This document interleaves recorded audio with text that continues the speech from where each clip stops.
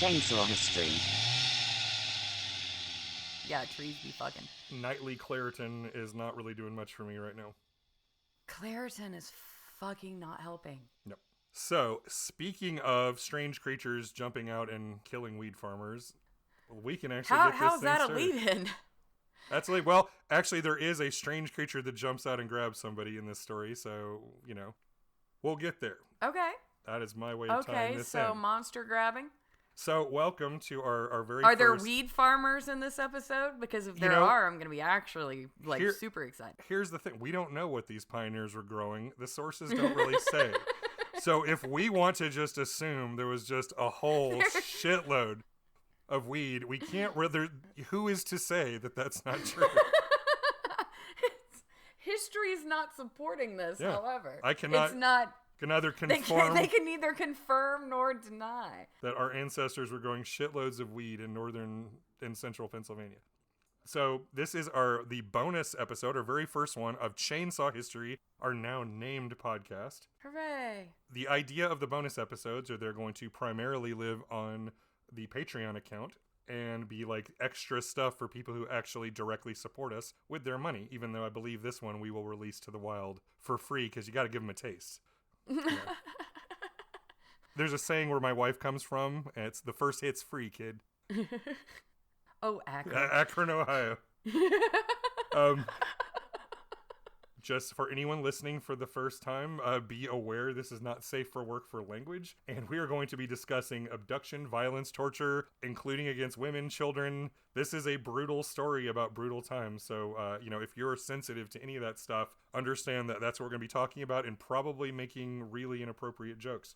And also saying the word fuck a lot. Yes. So, one piece of feedback I got from our first episode was that the opening scene of violence, abduction, and baby murder might lead the audience into thinking that we were unsympathetic to the indigenous peoples of North America. Even though I think anybody who listened to the whole thing can tell where we were coming from. But somebody did say just starting that way kind of was jarring. That it's like, oh, here's a bunch of pioneer children who are instantly snatched up by Native Americans, and it might make people think we were on the anti-Native American side, which is absolutely not the case. I'm not on anti-anyone's side. Yeah. I mean, history is... The first thing everyone needs to know about this is history is complicated. When you look at someone like an individual, you can usually understand their motivations. Like every once in a while, there'll be a straight up monster. But most of the time, you can at least see where they're coming from, even if you don't agree or you have this perspective that helps you, So I did want to make a statement up top so that our position as Chainsaw History is very clear. The people who lived on this continent before European settlers showed up are among some of the most screwed over people in all of world history. First, they were ravaged by disease after initial contact with white people. The indigenous tribes of North America were continued victims of treachery and acts of straight-up genocide, from brutal massacres to the seizing of children to be raised among white families in an attempt to erase these people culturally. Acts of brutality and torture are commonly used to this very day to describe as justification, rather, for why white Europeans needed to civilize the North American continent.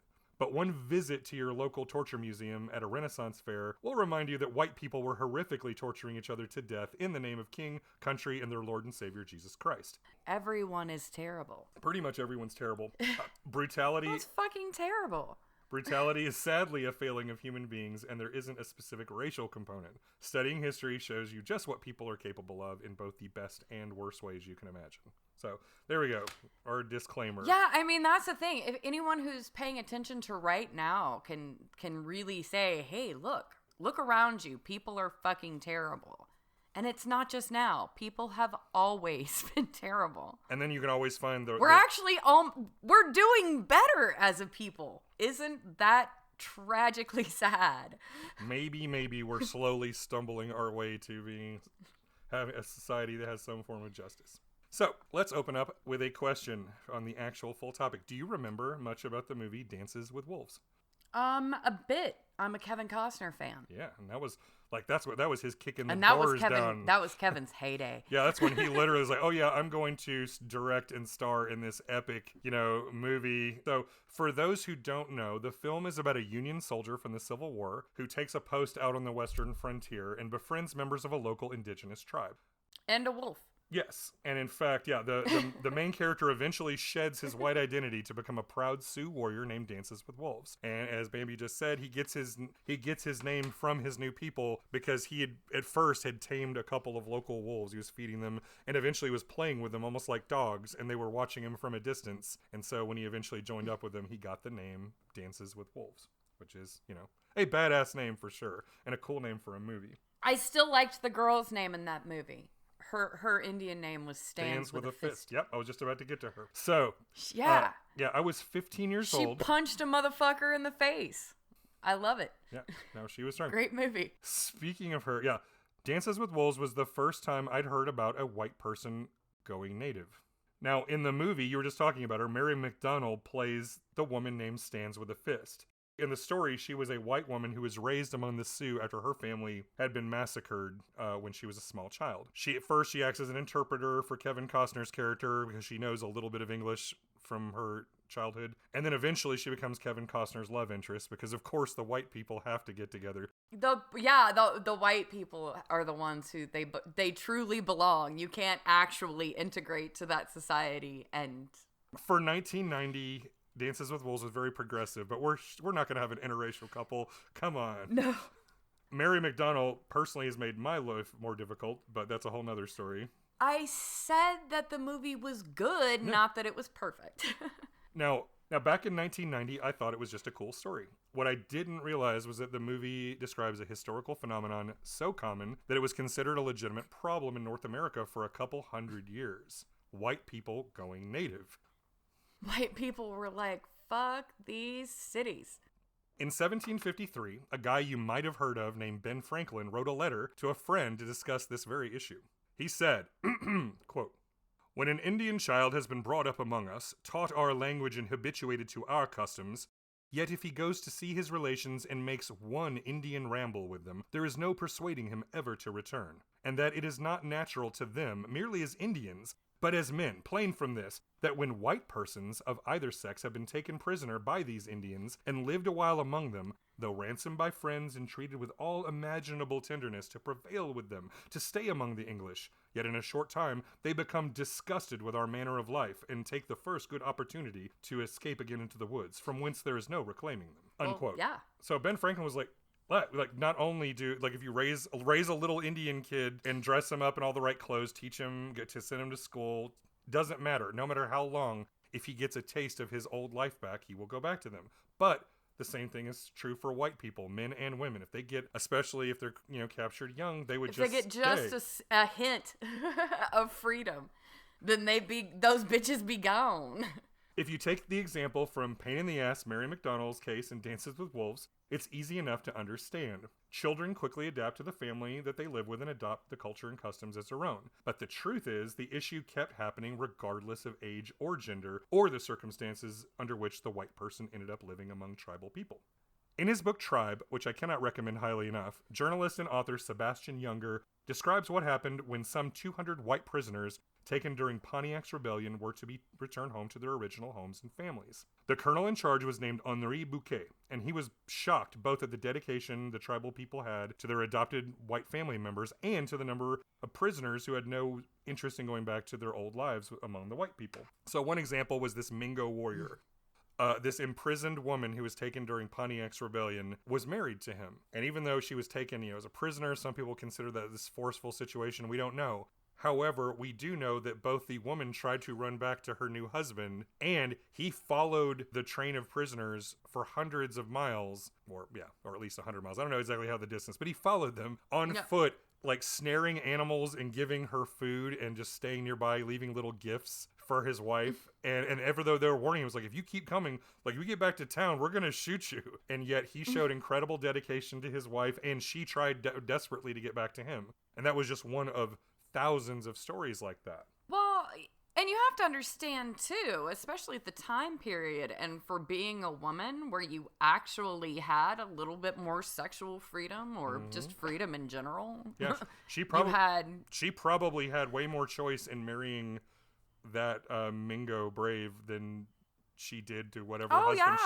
whoever she was sold off to in her original life, Women had agency over their own bodies, and native society. A woman could cast off her husband and, and while it's really find easy, another. it's really easy to overgeneralize just because every tribe was different and had its own culture and rules. But in general, all like more primitive Stone Age and hunter-gatherer cultures are way more equal among the genders. Well, and way more equal, period. Like, just like egalitarian society where everyone has an equal opportunity to rise up and prove themselves. Yeah, and once you're a full member of the tribe, you're family. Yeah, and they treat you as family. Yeah, and whatever your shit was before tended to just be, forgotten. Like, once you're adopted into the tribe, your race and whatever happened before is meaningless. You're now part of this community, which is very much a family.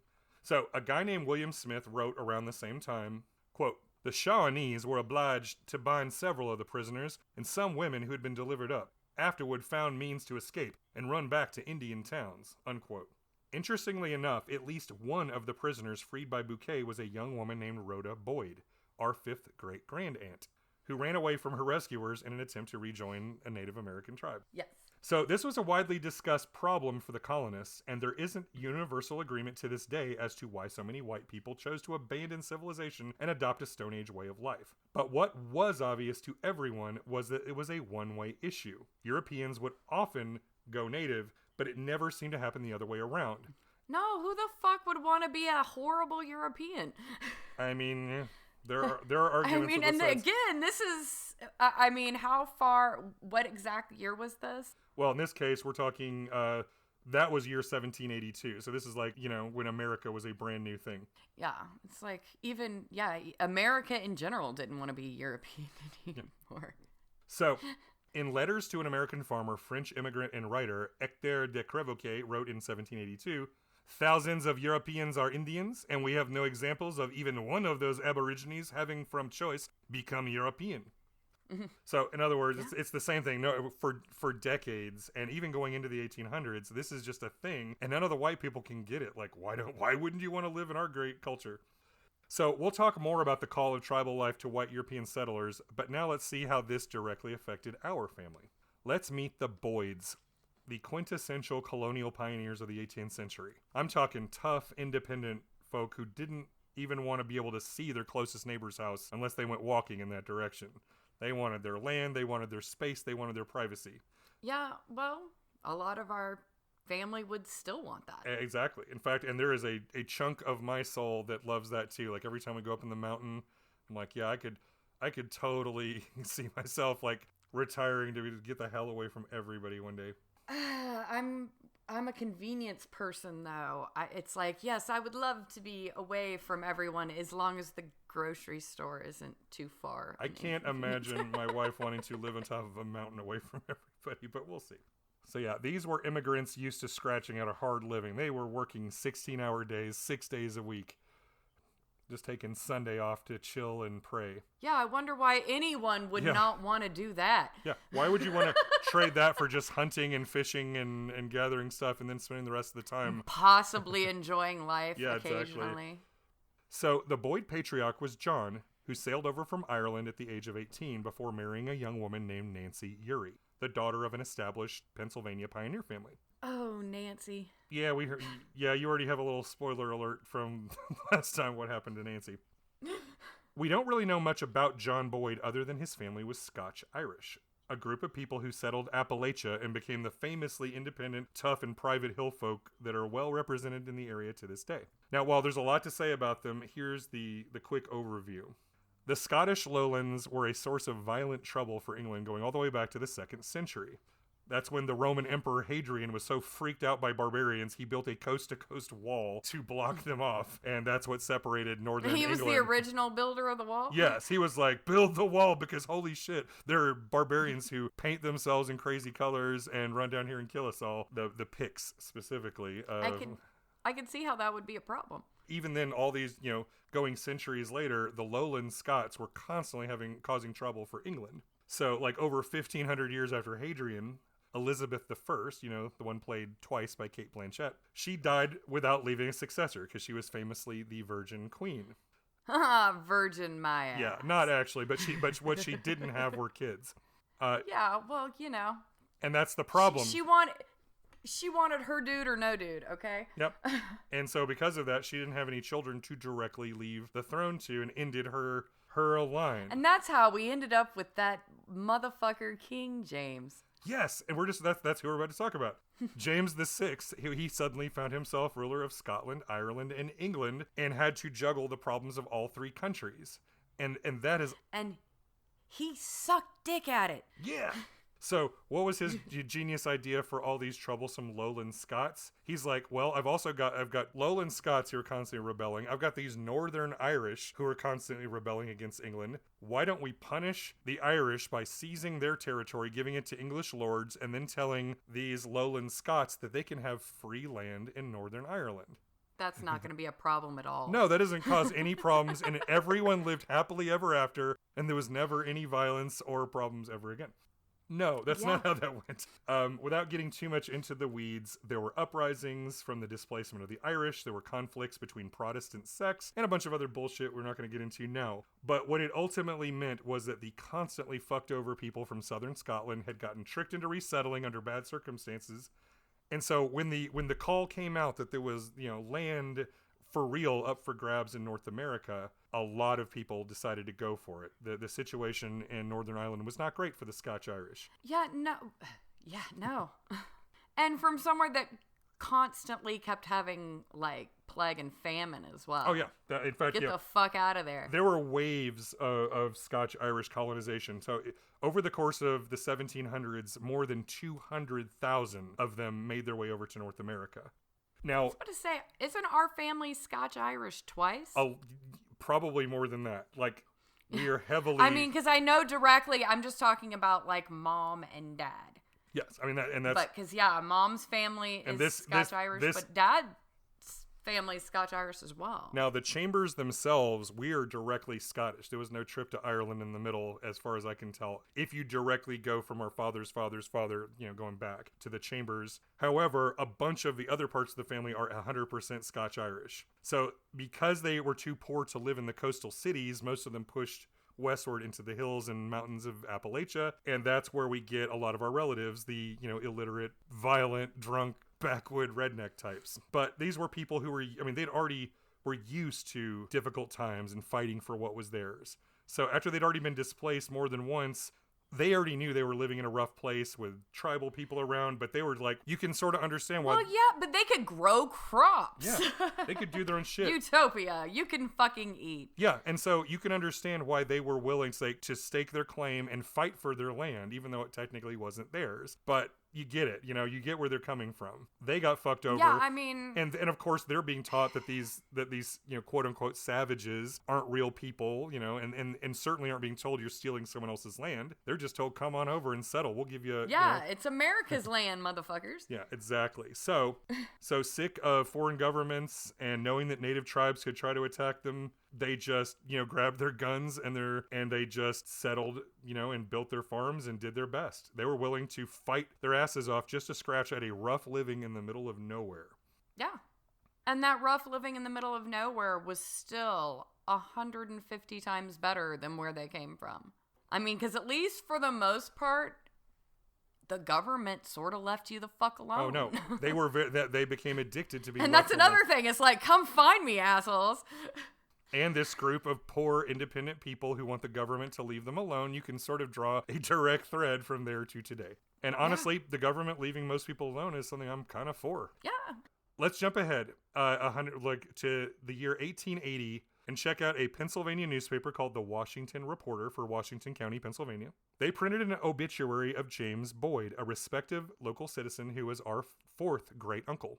Within a few days, the reporter contained an obituary of Mr. James Boyd, better known as Uncle Jimmy Boyd, of Independence, Washington County. Interesting and eventful as was his long life, 99 years, his father, David Boyd, had a still more remarkable one. And appreciating the fact that the readers of this paper are deeply concerned in the history of the early pioneers of western Pennsylvania, we append a brief sketch of the elder Boyd. So, get this. So, this is basically it. Yeah, this guy... He was 99 years old? Yeah, Jimmy Boyd... Goddamn. Jimmy Boyd lived to almost 100 years and apparently was very respected. His life was full of accomplishments. And yet, when he died, the local papers just used it as an excuse to talk about his father, David, who was way more interesting. So poor Jimmy is like, it's like, yeah, this guy was awesome. Let's talk about his Even dad. in death. We love you, Jimmy. Your dad was so cool. All right. So most of the sources for this story are come from around the same time period, at least the ones that can be easily found online. So we're talking the late 19th century, more than 100 years after the events took place. These include newspaper articles, self-published family histories, and a book titled The History of Washington County, Pennsylvania, first published in 1882.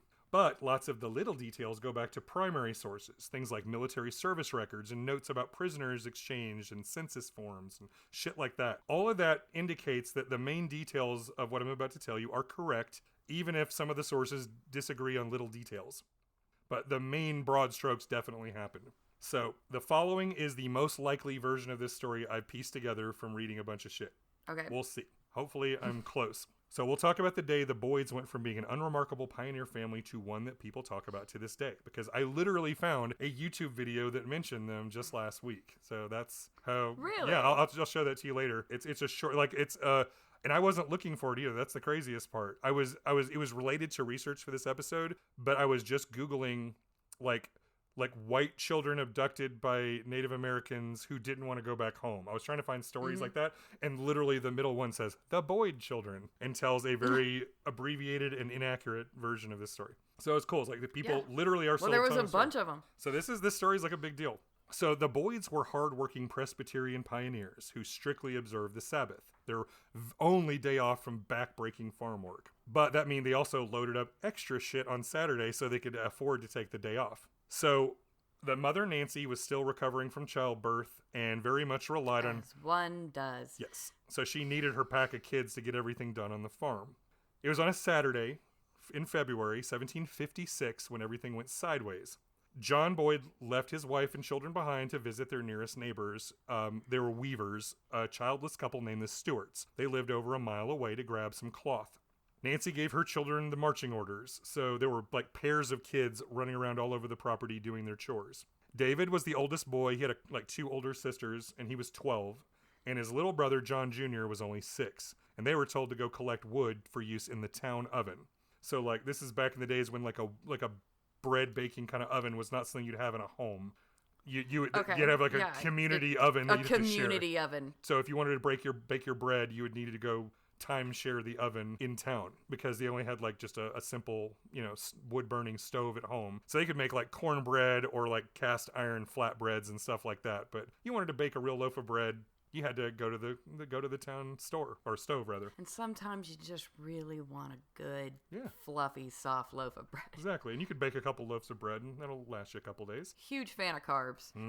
Well, when you're working 16 hours a day, you can eat all the fucking carbs you want. So the young boys did not hear a sound, but David looked over his shoulder and suddenly saw a terrifying figure standing right by his little brother, looking just so strange and otherworldly. He thought at first it was a ghost or Bigfoot.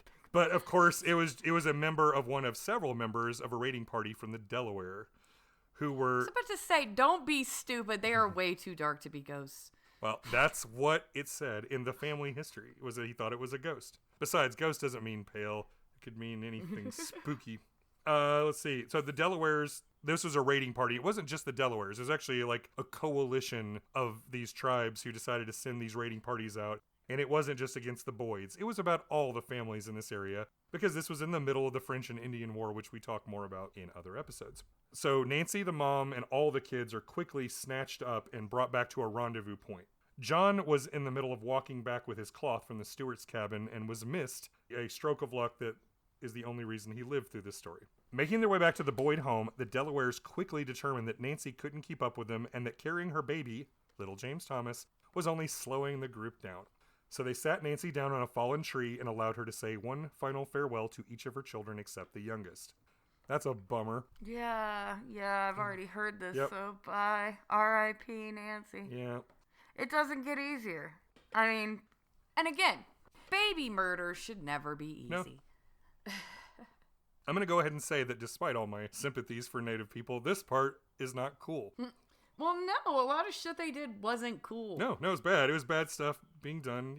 These are rough times. Let's just face it. It's not great to be, if you're not rich, essentially you're in a rough place at this time. I mean, and again, when you say rich, that just really includes men. This is also true. Even though I would still... Because even when you were rich property, it still sucks.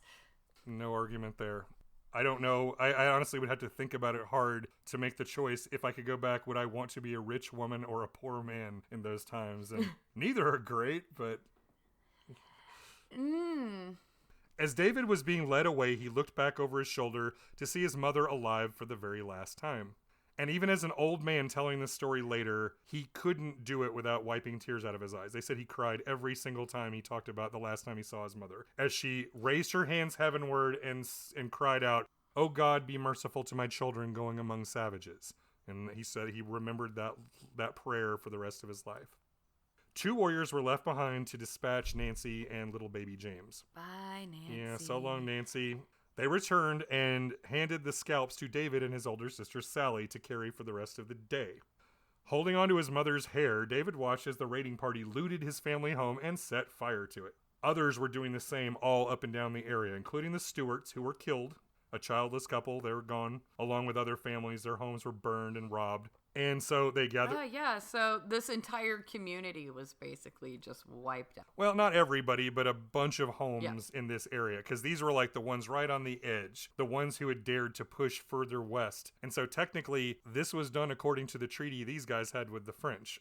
They were punishing these British colonists for pushing too far into what they considered French-controlled land. So this is literally considered part of the war, technically, even though these are not combatants. And personally, at least to Western civilization, attacking civilians is uncool, and scalping moms and babies is especially uncool. But again, it's certainly not... Baby murder is never cool. Let's not pretend that white people weren't doing some awful shit at the same time, and that the fact that there were plenty of reasons for... Everyone involved had good reasons for doing the things they were doing, even if they're horrible. So... Which they are. All these people are getting killed. The raiding party meets back up again at their rendezvous spot with plunder and prisoners, and they make their way west toward the Ohio country. Now, when John Boyd Sr. came within sight of his home, he saw he could put out the fire, but immediately turned to go warn others and organize a pursuit, which is like the only sensible thing he could have done. We don't really know much about... Yeah. We don't know much about what kind of guy John Boyd was, but...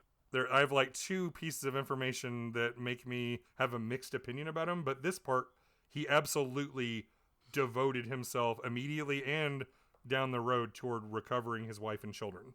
That's the first thing he did, let my home burn, I gotta go track them down. So he rounds up locals from town, and they found a bunch of local homes that had been raided and burned. They tracked the natives west, and they found scraps of Nancy's dress clinging to bushes, and they followed more tracks to a ravine. That's where they found the bodies of Nancy and baby James. Yeah. The pioneers kept a hard pursuit for several days, but it was just no use. The fast-moving raiders and their prisoners were long gone. So that's kind of where we left off when I gave you the preview. Now I'm going to tell you what happened to David for the next 5 years of his life. Okay. So David was 12? He was 12 at the time. Okay. And like I said, he had 2 older sisters and several younger siblings. The youngest was his little brother, John Jr., who was 6. And these kids were all half naked, half starved, and running around in February in Pennsylvania. And these guys were moving swiftly. They did not stop to take meals during the day. They ate on the go. And then finally, after a few days, the hunters found a little bear nearby, killed the bear, cooked up some meat, and the kids refused to eat the meat. Meanwhile, they're looking over, and the raiding party is eating cheese and shit that was stolen from their cabin while they're being offered half raw bear meat that they don't want. So they're all starving but kind of refusing to eat. Okay. I mean, depression will do that to you. They're having a rough time. And stubbornness. The first couple of days couldn't have been great. They said that John Jr. cried and screamed a lot, and the older kids were worried that that he was going to be killed too, because he's too little to understand what was going on. He's wanted his mom. Yeah. So poor dude. Yeah. Not to mention, for the record, from someone who has kids that don't eat, they will. Yeah. If you don't give them something they want, they'll fucking starve themselves. They're little chicken nugget monsters. Yeah. Of course. Asshole. Yeah. This is a little more intense survival situation, but yes.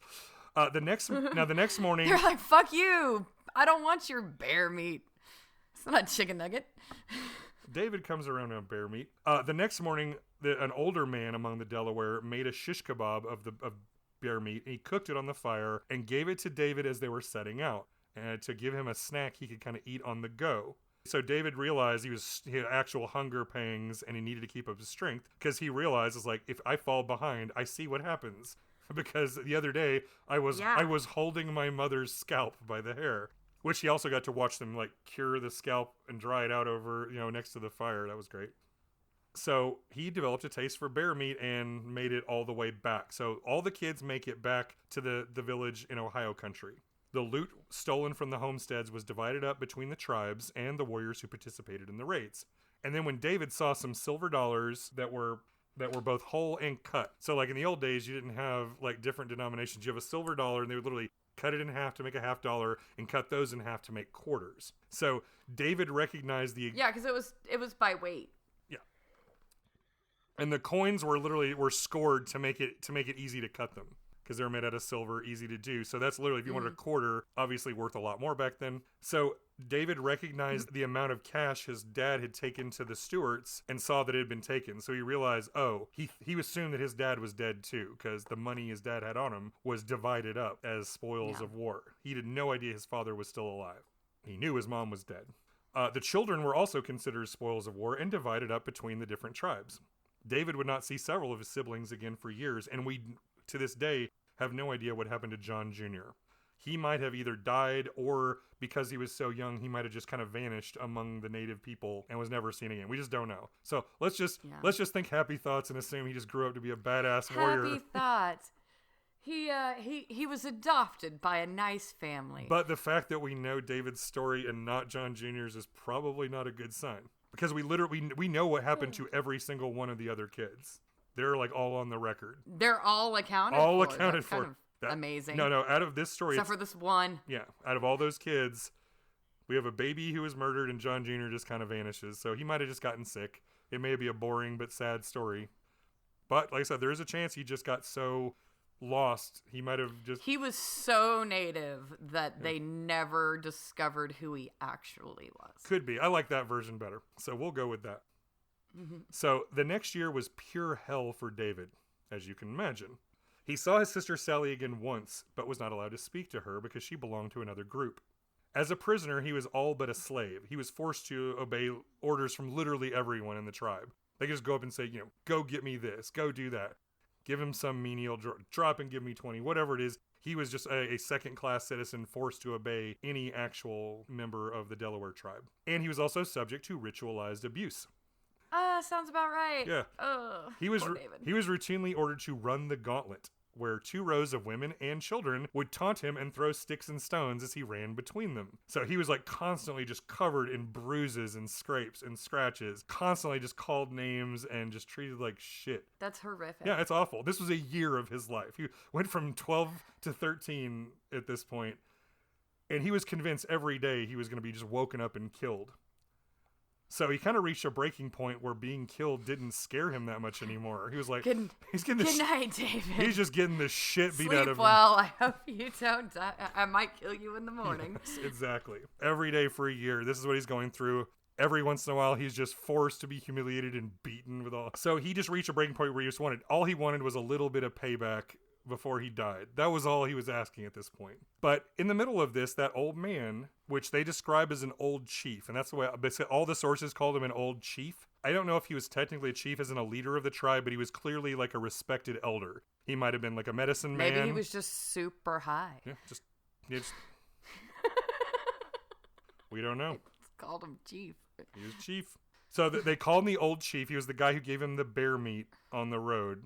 He would offer him advice or just little kindnesses. Just give him a little something. Give him some better food. Give him a little scrap of clothing or just something. He was being nice to him, but usually only when nobody else could see. Like he'd sneak around a corner and like, here, have some meat, have this little treat, whatever. That was the one person who was nice to him for a year. So there was like one humane dude. One dude who took a liking to David. He was nice to him. Now, in some of the family stories, they said that family tradition said this chief was Cornstalk, who you might have heard of if you've heard of Chief Cornstalk. He's a famous figure from this period, but it doesn't really matter because I checked into it. There's no way. Nothing lines up. It's total bullshit. It's not this guy. He wasn't at Delaware. He wasn't in the right part. He in the timeline doesn't add up. So it's a nice thing to say just to make this character like a more famous person. But nope, we don't. We to this day we just don't know. We just call him the old chief because that's all we know. So the old chief told David, gave him a little bit of advice. He's like, look, what you need to do is catch one of these people who throws shit at you and calls you names, catch them alone and make it a fair fight. That way you can earn a little bit of respect around here. So David was like, this is probably going to get me killed, but let's do this. There was one asshole kid. He decided it was worth risking his life to break that guy's nose. And I have a lot of sympathy here because you ever had that one person sometimes. Every once in a while you're willing to get in trouble to fuck somebody up. I've been there, and it's happened. Yeah, I mean, I'm typically not someone who loses my temper violently, but I will throw a beer on a bitch. I more hurt you with words. Yeah. So David decided he was going to go for it. He bided his time, and at some point, everybody was picking tree nuts to store up for the winter, and he found his opportunity. He found his targeted bully alone, and he just walked up to him and sucker punched him and just tore him to the ground and gave him the kind of backwoods beatdown you can only imagine. Like, after a year of frustration, he must have beat the fuck out of the kid.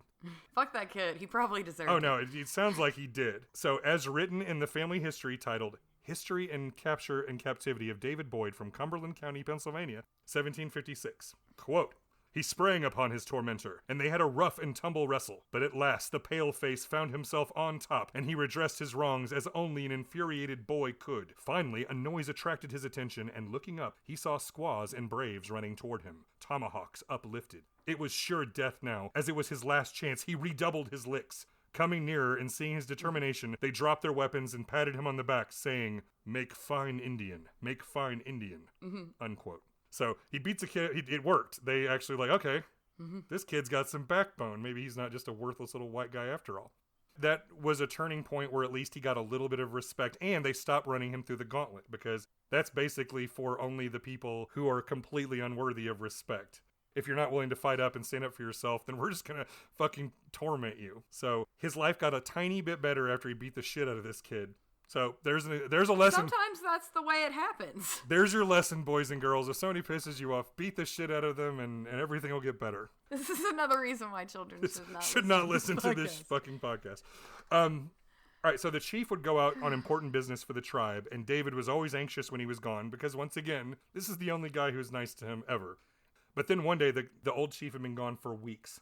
And then he got one morning, 2 fully painted and decked out warriors just grabbed him up. And David was like, oh shit, this is it. This is the morning I'm going to get killed. This is the day I've been waiting for over a year. Because at this point he's like 14. So we're 14 years old now. They get like 2 like warriors with their weapons in full war paint come and grab him. And they drag him off to a river a few miles away. They strip him off down to all of his clothes, leaving him only with the belt that he had the day he was captured. And they dip him down 3 times in the water, and according to the sources say, "Go down white man, come up red man." Then they shaved his head and left just a little tuft of hair at the top. They painted his skin, they put moccasins on his feet, and dressed him in a hunting shirt. The only thing left was that leather belt. So then he was brought back to the village, and he found out that everybody had like gotten ready for some kind of crazy party. All the warriors in the village were now dressed up, painted as if for battle, had their weapons, and they were screaming and crying and chanting, and the women were making all this noise. David didn't understand what was going on. Now, his grandchildren quoted him from when he was an old man years later, saying, quote, "Child, I can't describe my feelings as I marched along. I could not conceive of what they were going to do to me. I suppose they were going to put me to death, as there could be nothing else they would make such a parade about, but I had never seen anything like it among them before, and it never gave me any intimation of what they were going to do," unquote. So the procession marched for several miles. David was in the front, as these warriors are chanting and shouting behind him. He reaches an open meadow, and the parade goes into a circle, and David is inside, all decked out, and then the only other person inside the circle was this old brave in full dress and paint, holding a large knife and a grim expression. And David's like, oh shit, this isn't good. David was brave. This can't be. Everybody's screaming. He's in this circle. This guy's coming at him with a knife. There was nowhere he could go, nothing he could do, so he just stood his ground. The old man advanced on him, and the knife flashed, and then the belt around his waist was cut off. The very last piece of him from his old life as a white boy. Then the old warrior took David in his arms and, quote, cried out in the native tongue, "My son, my son, my son." And then David realized that the old painted dude was the old chief. Was the old chief. Okay. And now... So he was officially adopted Yes. into the tribe by this dude, and now he's... Yes, he is now a Delaware warrior and adopted son of the chief. So the belt was cut into pieces and divided up among the warriors, and the old chief presented his old hatchet back to him, the one that was captured the day he was taken and given to him as a spoil of war, his very first spoil as a warrior of the tribe. So he got his old axe back, and he was given a new tribal name, which sadly does not come down to us. However, his adoption was celebrated. The whole tribe had a massive feast. Everybody got trashed on booze. As one does in a celebration. Hell yeah. The chief's wife immediately accepted David as her son. Oh, and yeah, apparently, though, the celebration was so drunken and violent that the old chief pulled David out of his own party about halfway through. So let's go back to the tent because people are going to start fighting and things are going to get crazy. And he didn't want his new son to get knifed because they're having just a violent barbarian party, which sounds kind of fucking... It sounds like it rules. I would go to that party. Sounds like it's awesome, but also very dangerous. He's a 14-year-old boy who's brand new around here. So the old woman immediately cleaned up his feet and pulled thorns from him, put salve on him, and made a place inside their home for him. So David's officially in with the head family of the tribe. So now that he's got a sweet deal. Yeah, he went from being everything but a slave and just constantly shit on every single day. Now he has got equal standing with every other warrior. Nobody gives him shit from that day forward. It is just, you're now one of us. The past doesn't matter anymore. That's why part of that ritual is to really mark the day the old life ended and the new one began. So now that he was a respected member of the tribe and loved as a son by an important man, David's situation improved. And over time he realized he truly enjoyed his life. The tribe shared in good times equally, or they suffered together equally if things sucked. David's adoptive father was a patient and wise teacher, and David became an expert hunter and tracker, and throughout his life, until he was an old man, a legendary marksman and a successful fisherman. Dreams of going home completely faded. Well, he has a new dad now. Yeah, he's a new dad now, and probably one that pays way more attention to him. The old dad's here's your list of work to do for the next 12 hours, whereas this guy's with him, by his side, teaching him how to hunt and fish and telling him stories and giving him wisdom. You can sort of see why one father may be a little bit more appealing than the other one. Even if John wasn't a bad guy, just in these kinds of cultures, parents are so much more attentive. Whereas, let's face it, well, because they can be, and they kind of have to be, as opposed to it's nothing but if we don't work to death, we don't survive. Yeah, it's this cultural difference between the two types of living, the farm life versus the hunter-gatherer life. And frankly, the hunter-gatherer life involves a lot less hard work. It's more dangerous, and it can involve a lot more hard times because you're not necessarily strong. However, these tribes have been doing it for thousands and thousands of years, and it worked. So if you didn't get wounded or sick, you're probably going to have a better quality of life.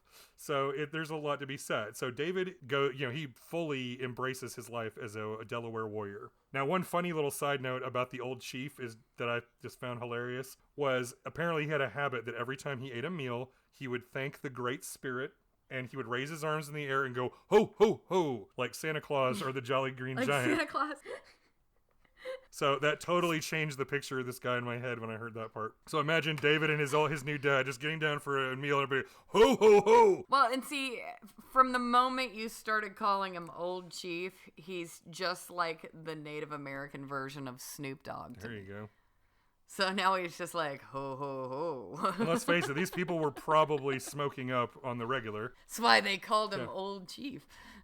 All right. Now, one day, David, as a Delaware warrior, was out hunting, and he stumbled onto kind of a grim scene. He goes into a clearing, and he sees a white guy sitting on a log, all wide-eyed, and looks over and sees that there's a bunch of natives from a different tribe building a big fire. And David just kind of freezes there looking into the scene, and the white guy looks up at him and apparently recognizes him as a fellow white guy. And it's just he's like, what are they going to do to me? Are they going to burn me? And David just, he doesn't know what to do. He does know these aren't his people, so he's powerless to do shit. So he just does a Homer Simpson walk backwards through the bushes. And just he felt bad, but there's Didn't see anything. There's nothing he could do. So for the rest of his life, David wondered what happened to that guy. But probably nothing good. I mean, maybe they were just going to toast marshmallows and sing Kumbaya, but I doubt it. So David felt bad, but what's he going to do? Maybe they were just going to keep him warm. He was like 15 years old. What was he supposed to do? And he had actually no real motivations to stick his neck out for that guy. Yeah. I mean, it would have been the heroic thing to do, but he's not a hero. He's a real... This could have also been a much shorter story. Yeah, he's a real teenage boy, not a movie character. So that guy died, almost certainly. The following... What happened to that guy? The following autumn, there was another adventure for David. This was a point where they were moving camp. And so, that's a really big undertaking because these are like semi-permanent camps. This is not a fully roaming thing. So pulling up and setting down is a big deal. And one old woman was put in charge of moving the ammunition for their muskets. And she took the balls but forgot the gunpowder. Ooh. So they're like, well, fuck, we kind of need that for these guns to work. So even though there was some argument about it, David had volunteered to go and fetch the powder because they had moved because of how dangerous shit was. This is still in the middle of the French and Indian War. And the old chief was kind of reluctant, but David's like, no, this is important and I can do this. So finally his father relents and they pick another boy to go with him. So David and his friend go rushing off to the old camp to go find the gunpowder that was left behind. But unfortunately, the morning fire before they had left had never been put out, reached dry grass. So the boys are like, coming from the distance, and there's this incredible explosion. Kaboom! Like they're literally, Jesus! This huge explosion happens, and the old camp explodes. And so they're like, well, shit, their mission's already a failure. They didn't get to the powder in time to save it. Mm-hmm. So they decided to turn around and head back to the new camp, and they stumbled on a flock of wild turkeys. Score! So they kill a turkey, make camp for the evening. And they're cooking some turkey over an open fire, which smells great to a local pack of wolves. So they grabbed the turkey and ran, like stuffing cooked turkey in their mouths as they're running. Wolves are coming after them, and finally they like throw the bird over their shoulder. Feathers are flying everywhere. Well, hopefully they plucked it first. But they like throw the bird over their shoulder to slow the pack down, and they scramble up a tree. And so like they spent a sleepless night with wolves just circling and jumping up and scratching the trunk of this tree and scaring the shit out of them. But eventually, the next morning, the wolf pack gives up, leaves. They go back to the camp in failure, only to be screamed at by the old woman who's the one who'd fucked up in the first place. Fuck you, old woman. This was your screw-up, lady, but apparently the old chief told him to run and hide and wait until she calmed down because she was ready to beat them. Yeah, that's actually kind of awful because it's like, I didn't forget the gunpowder. I wasn't the one who didn't put out a fire. I don't know much about this lady, but I think she sucks. She's screwed up and wanted to beat a bunch of kids. Maybe she shouldn't be put in charge of things. Yeah.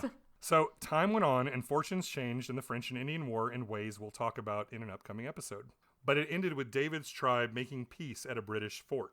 As he walked between lines of redcoat bayonets, they saw like a bronze-skinned, dark-eyed young warrior in full paint and moccasins. Literally no one even recognized that David was a white man.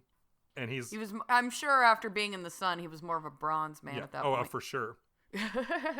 And this was the point when the old chief first realized that his love for David meant he should return him to his own people and original family. And he told David for the first time that John Boyd had not been killed in the raid several years before. Now, David actually objected to this plan, but the old chief paid an Englishman $2 to write and deliver a letter to John Boyd to tell him, hey, your son is still alive and I'm going to bring him back to you safely. Not asking for anything, just like, I'm going to bring your kid back to you. Because he basically could see which way the wind was blowing and realized that being a Delaware, like, long-term wasn't going to be the safest thing for David. And he loved him that much that he would rather him live a long life rather than go down fighting. Oh, wow. Yeah.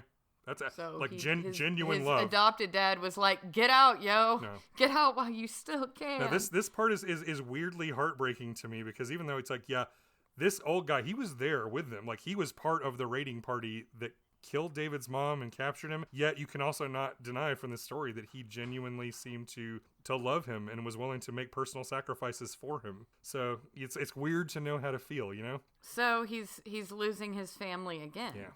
Now, John... So this is the second time in David's life that he literally has had to say goodbye to his family. It's kind of sad, but it takes him a little bit longer before this happens. John Sr. received the letter, but he did not believe a word of it. He was convinced that someone was fucking with him because he hadn't seen any of his kids in years and was convinced they were all dead. It's like, I found my wife and baby dead. Haven't seen anybody else. Why is somebody writing me 5 years later and telling me my son's alive? He didn't believe it. However, having sent the letter, the old chief kind of became interested in the process of reading and writing and asked David if he would teach him. So this is kind of a sweet story where David grabs, some tools to teach, and he teaches the old chief the English alphabet and had like pages from an old book of Psalms that he'd had that was taken all the way back from the cabin. And so he teaches the chief. And so as an old man, he would tell his own grandchildren just how proud he was listening to this old guy learn to read. He spent some time and taught him. So they spent the winter trapping furs, but as the old French trading situation was very much disrupted by the war, they couldn't make any sales. They just had a bunch of furs. So it hit the old chief hard that time was running out and that times were changing and that his own time to teach and protect David was running out. So quoted in the family story, the old chief said, quote, "Do you see how swiftly the sun is going down? And my sun will soon be set too. Then I will be in the happy hunting grounds where my son is, and I want to restore you to your own father before I go." Unquote. When spring came, they packed their best ponies with furs and made the journey east, just the two of them.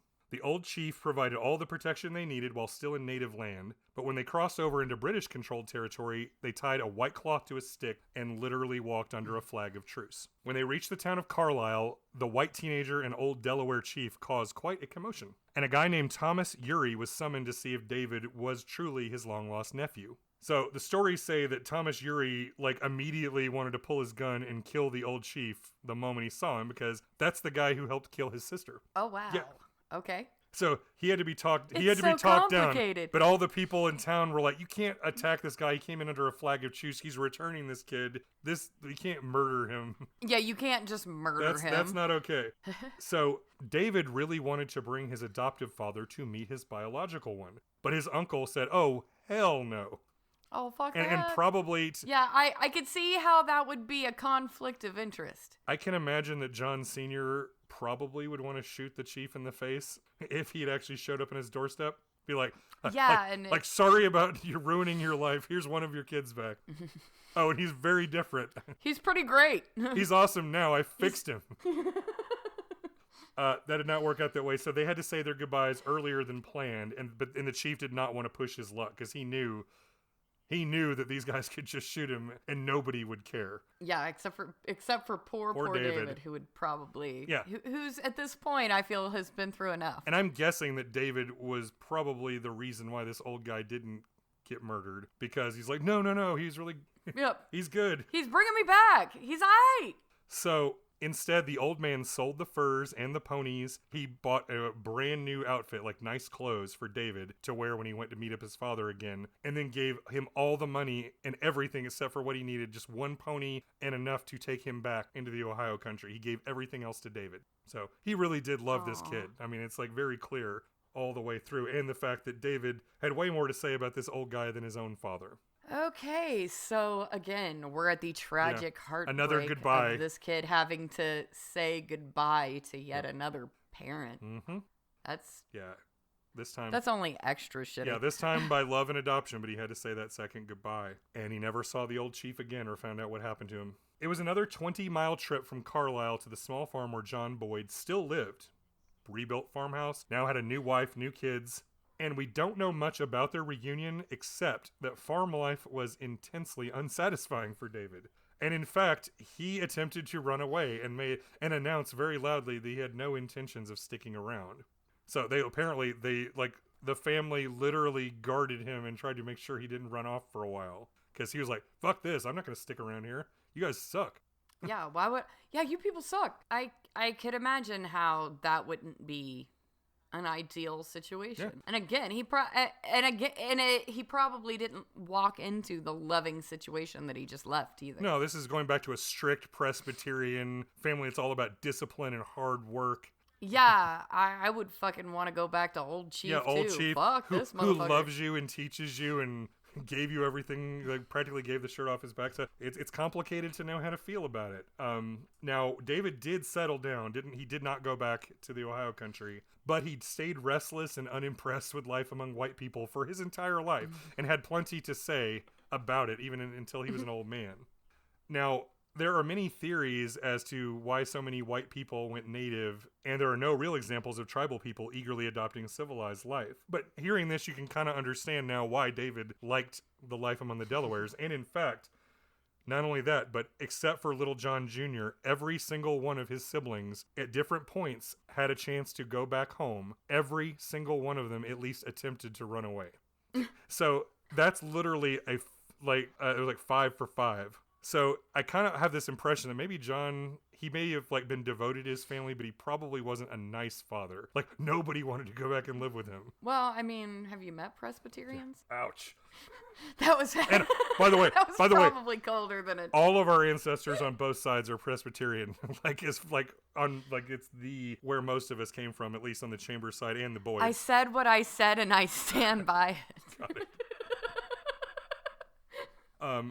So we didn't spend the rest of our lives recording this episode. I'll give you the Cliff Notes version of what happened to the rest of David Boyd's life. He married a young woman named Elizabeth Henderson in 1771. The Hendersons were a very well-regarded family with money. So David went from being a dirt farmer to a Delaware brave to married well into white society. And you can probably imagine David was probably a very interesting figure from his background. He's probably physically impressive and, a cool guy. Well, yeah, I mean, if he were gonna, he was depending. And the description of him, some kind of. The description of him was with having dark hair and dark eyes. So imagine like a deep tan, good shape guy, and well known like for the rest of his life, even as a living back as a white guy. And yet he was Scotch Irish. Yeah, so. Scotch Irish dude. Legendarily known as being an expert marksman, good hunter, great fisherman, and enlisted 3 times in the Revolutionary War. Ooh, was an actual enlistment? Yes, no, he... Not just they, forced him to do it? 3 years in a row, he volunteered. And according to family tradition, he was at the bloody field of Brandywine. He was present for the crossing of the Delaware River and the surprise at Trenton. He spent the winter with George Washington at Valley Forge. So he was a full-on badass. And he was known, and he apparently, the family told about how he was the one who shouted to everybody and told how great it was when Lafayette brought back and said the French were going to support the revolution. So, he was right there in the middle of it with everybody. So you can consider him, that's kinda so cool. He's like a background character in Hamilton. You can just imagine him being one of the people dancing on the stage, just anonymous soldiers in the middle of the Revolutionary War. So he might have even met both of these people. There's a chance that he at least, walked by and said good morning to General Washington, which is kind of cool. Yeah, if he was at the crossing in Delaware. Yeah, and he was in a Valley Forge. Yeah. So, as a fun little side note, the service records from the Revolutionary War do show his 3 enlistments. The first one was in 1775 as a sharpshooter under one Captain James Chambers. Oh, really? Yeah, that was such a cool little footnote. Now, I don't think this one is any direct relation to us, but just that name popped up. I was like, that's spooky, Oh, goodness. Because I was on Ancestry. I literally saw the little piece of paperwork that survived to this very day that showed his service and showed the name of, sharpshooter, Captain James Chambers. You're like, James Chambers. Hey, that's a good name. I like that name. I'm sure Captain James Chambers was a proper British soldier. So, his time fighting the Redcoats stirred enough hatred against the British that it influenced his politics many years later. His sons were all in open support of President John Quincy Adams, but David stubbornly refused to vote for him. He supported Andrew Jackson. And his one reason was, quote, if he whipped the British, he could be trusted to govern the United States, unquote. So it's literally just like people say for Trump. I like him because he's strong and tough. Even though, like Trump, Andrew Jackson sucked a lot. And it's really ironic considering how much he loved Native Americans. And Andrew Jackson was the worst president toward them in the history of a bunch of shitty presidents. There's no good ones. There's not a single good one when it comes to Native American relations. But Andrew Jackson takes the fucking cake. And yet, David Boyd voted for his ass. But his own kids were just simply saying, Father's getting old. Yeah, you can't trust rednecks to vote. That's really what it is. Sometimes they get it right. In a few weeks, we're going to be talking about George Wallace and rednecks voting a lot. That'll be fun. Ew. So, by all accounts, David Boyd was well-respected, well-read, and apparently he had a personal library filled with history, politics, theology, and he was a devout Presbyterian throughout his life. He said when he and his wife, Elizabeth, got married, they built a little altar in their home and were very super strict religious folk. He died in 1831. Okie dokie. Oh, sorry. He died in 1831 in the state of Pennsylvania that was completely unrecognizable from the rough frontier country he grew up in. And his adopted people had been killed off or driven west. They'd been long Yeah, murdered. it sucked for them. However, among David's many children, because he and Elizabeth got busy. Oh, you mean she was constantly pregnant? Yeah, but this time not murdered. She actually just Surprise lived a face. life. Now, they had a son named William. He grew up to have a son named Hugh, who was the father of Henry, who was in turn the father of Ben. Benjamin Boyd's daughter was named Ruby, our grandmother. And that's it. That's the connection of David Boyd to us. That's a brutal story. Yeah, it was a rough story. It's as usually is the case when you really look into these things. It's like you never know exactly how to feel, because on one hand it's super easy to paint simplistic pictures, but the truth is, even if the root thing is unfair, like the way the natives were treated was 100% unfair, but you can like individually understand why people made their own decision. You can understand why the Boyds were willing to risk what happened to them in order to say, you know, we got fucked over in 2 other countries before this one. We are going to stand our ground on this one. Yeah. And, you know, so in other words, like you said, everybody sucks, but you can also find these little moments of decency and love and generosity, even in the middle of all the horror. Well, truly, that's kind of a metaphor for all existence. It is. When you take something as a big picture, it's usually terrible and horrible, and you have to sort through and find the happy and the humanity and the decent, because people are both decent and horrible. We're complicated people, which is why I like kittens. Yeah. Kittens are just assholes. No. Oh, I'm holding my kitten, and he's very We have very Kitten sweet. on the podcast at the moment. Yeah, and another thing too, for anybody who's interested in this whole call of the wild kind of a thing, where people like, you know, to really explore why people might prefer this sort of Stone Age way of life over, you know, civilization. There's a couple books I recommend. One of them is, I mentioned before, it's called Tribe by Sebastian Junger. And another one is called Civilized to Death by Dr. Christopher Ryan. And both really go into this whole, like really lay out the case of why communal living in this more primitive way that's a little bit more connected to nature, where people are treated equally, where personal property really isn't much of a thing. It's yeah. Women have agency over their own bodies, and yeah. So it's like especially there's a number of ways you can see, and honestly I feel like it also can provide a roadmap for us in modern life. It's not like we should all just go leave our homes and go into the woods. But what we can do is understand that the things that make people happy are about community and are about sharing, are about having a closer connection to nature and to putting ourselves in these cages that we built for ourselves, and this society that makes us do selfish and awful things to other people. It's bad for us. And we can still keep toilet paper and dentists and Netflix and still maybe live a slightly better way for the human soul. That's kind of my case I'm going to make here at the end of this podcast. We can do better. We can do better. And So get a kitten. get a kitten, take a walk, go Get a kitten. go for a nice hike in the woods, do something nice for another human being. Don't murder families and scalp babies. Yeah, never murder babies. And we will be talking together again soon to do the conclusion of young George Washington and the end of the French and Indian War before moving on to bigger and better things. So now Yeah. if anyone wants to follow me on Twitter, my @ is Jamie1KM. You can go to my website at jamiechambers.net, or if you want to support this podcast, the current best way to do that is on Patreon, which is patreon.com/JamieChambers. Don't find me. One thing I will be doing shortly is starting up some Chainsaw History social media accounts so we can post links and little pictures and other bullshit that we find, stuff to articles, sources, for anybody who actually enjoys this sort of thing. For now, go hug a cat or something. Go outside. Snuggle Find a a cat. kitten. Give someone who you're probably not going to infect a hug. Open a door for someone. Be nice to your fellow humans. Remember, Jesus was a socialist. So is Santa Claus. So is Santa Claus. Ho, ho, ho. All right, everybody, I think that does it for this very first bonus episode. We will catch you next time. See ya. Bye.